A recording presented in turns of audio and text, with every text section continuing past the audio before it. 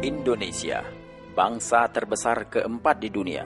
Setelah merdeka sejak 65 tahun yang lalu, ternyata hari ini masih bergelimang dengan kemiskinan. Kemiskinan yang tidak lagi menimpa kehidupan masyarakat kalangan bawah, namun juga merangsek ke seluruh aspek kehidupan dan institusi penyelenggara negara.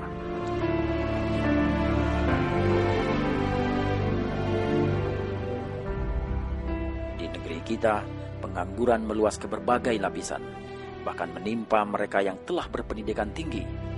Banyak anak-anak bangsa yang terpaksa mencari pekerjaan ke luar negeri karena sulitnya mencari penghidupan di negeri sendiri. Di sisi lain, perlindungan terhadap anak bangsa tidak bisa diharapkan oleh anak bangsa yang membutuhkannya.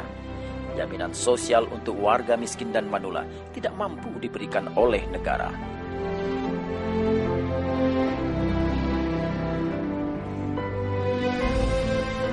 Bangunan ekonomi jauh tertinggal dibandingkan bangsa-bangsa lain di dunia.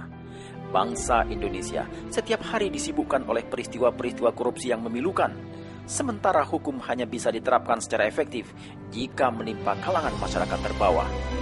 Perburukan perilaku meluas dan menghiasi keseharian bangsa kita.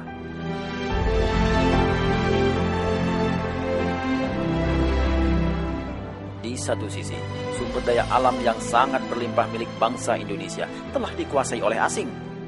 Aset strategis satu persatu jatuh ke tangan asing. Bahkan tanpa disadari, kehidupan bangsa Indonesia telah dikuasai oleh bangsa lain dengan produk-produk asing yang mendominasi pasar di Indonesia secara tidak terkendali.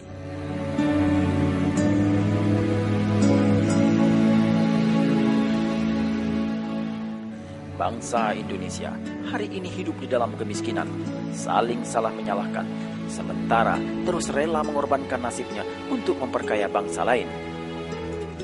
Hari ini kita menghadapi kenyataan bahwa 80% pasar tekstil telah dikuasai oleh asing, pasar farmasi 80%-nya asing, dan 92% industri teknologi yang hampir seluruhnya dikuasai oleh asing. Telah menunjukkan bahwa kita tidak berbuat sesuatu yang semestinya untuk negeri kita sendiri. Lihatlah berbagai produk yang kita gunakan sehari-hari, yang ada di kamar mandi, di dapur, di ruang tamu, di jalan-jalan, bahkan mainan anak-anak kita, pakaian, buah-buahan, makanan pokok. Tanpa kita sadari, ternyata semuanya telah didominasi oleh produk-produk asing.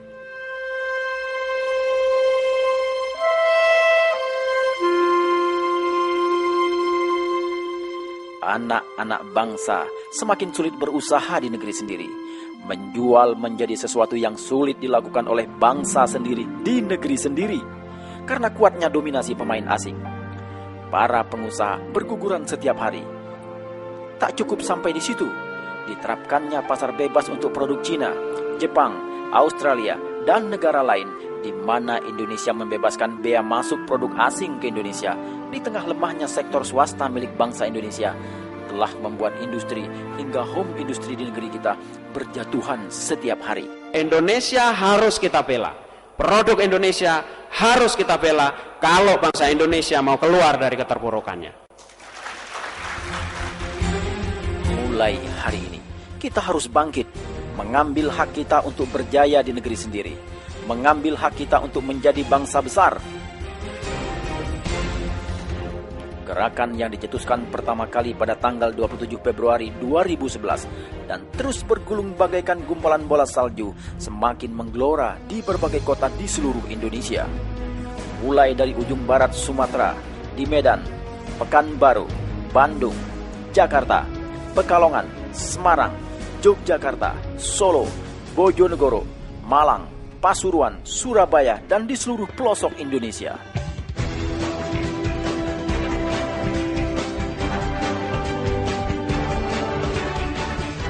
Beli Indonesia bukan gagasan segelintir orang, bukan pula gagasan sebuah kelompok masyarakat. Beli Indonesia adalah sebuah nation anxiety, sebuah keresahan bangsa Indonesia yang telah lelah melihat keadaan bangsanya.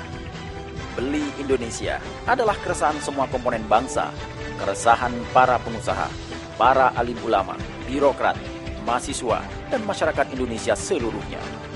Beli Indonesia adalah perjalanan menemukan jati diri bangsa Indonesia, membangkitkan keyakinan bahwa bangsa Indonesia adalah bangsa besar dan menumbuhkan pembelaan terhadap martabat bangsa serta pembelaan terhadap kejayaan ekonomi Indonesia. Indonesia!